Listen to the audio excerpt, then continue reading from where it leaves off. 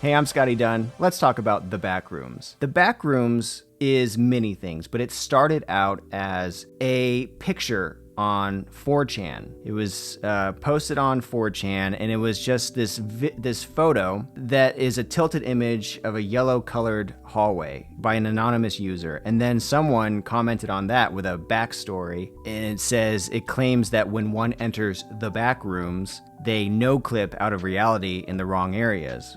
No-clip is a reference to the game Doom, when a player passes through a physical boundary that would otherwise, anyone who's played a video game, you can go through a wall. That's no-clipping. This started something. It started like, yeah, that is creepy. That's creepy, the Backrooms. It plays on something called the liminal spaces, okay? Liminal spaces are something like your local mall. Your local mall is probably dead, but it represents a place that used to be full of life, full of familiar places in it, but now it's dead, and it has this eerie feel to it. Imagine the mall area. You're walking around dead space, and you even hear that music from far away, those far away mall speakers. Anyway, that's what this is. Let's fast forward to this year, 2022, the beginning of January. A creator on YouTube named Kane Pixels uploads his first video called The Backrooms. The full name, The Backrooms Found Footage. And the thumbnail has this yellow office building look. It looks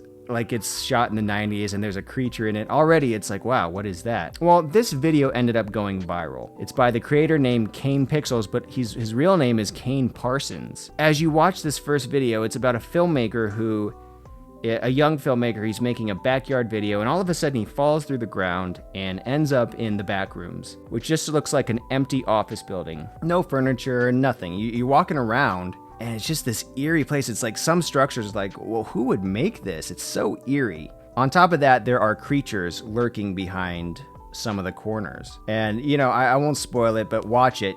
I thought it was real. I was like, where did they shoot this? What building were they shooting this at? And I was surprised to find out that Kane Parsons created this all on his laptop. It's fully CGI, which fooled me because there's this awesome aesthetic where he's walking around on foot. There's a camera shake that's very natural. There's a VHS filter over it. You can even hear the sounds of the camcorder noise as you handle one of those 90s camcorders. There's a distinct, relaxing noise to it. It's in there. It's all in there.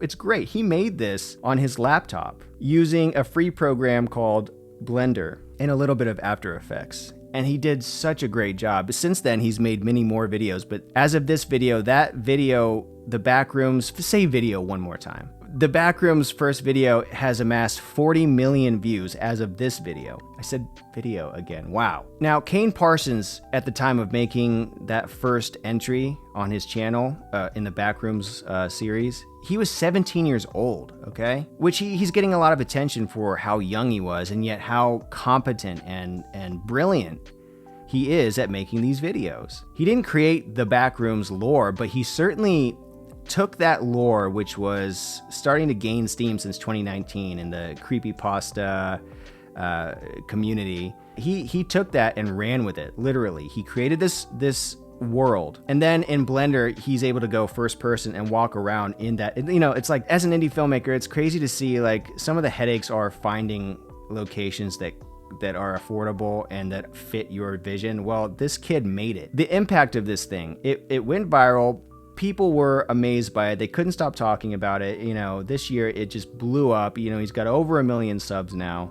Well deserved. But it also made this community of other creators on YouTube who are continuing the story in their own way, sometimes directly to Kane's storyline and sometimes riffing on it and with their own story. But let's talk about other found footage indie films that have become popular in the past. Obviously, Blair Witch Project and Paranormal Activity come to mind. They weren't the first to make the aesthetic of found footage. The first one to do that, I think, correct me if I'm wrong in the comments, but I think it was something called Cannibal Holocaust.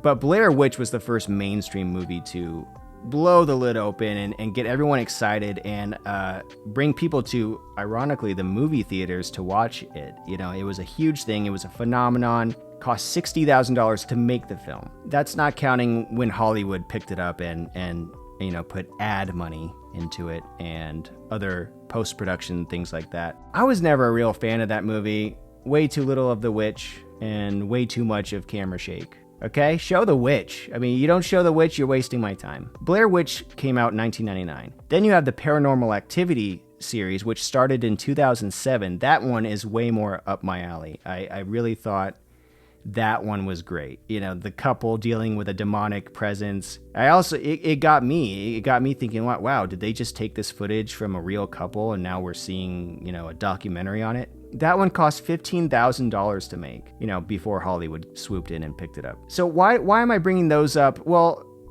they're really well done and obviously cultural touchstones. But in 2022, when Kane Parsons this year uploaded the first Backrooms video, we're talking a budget of $0 if you don't count electricity and things like that. A $0 film.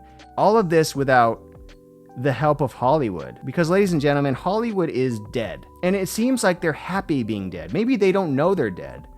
Like Bruce Willis in Sixth Sense. They don't know because they keep antagonizing the audience, telling them they don't know what they want, even though we just want to be entertained. Yeah, we want to learn some things about ourselves, but we really just want to be entertained, okay? We don't really need Hollywood teaching us lessons that they don't even follow themselves. Rant over on that. That also brings us to what I called old-fashioned indie filmmaking versus the current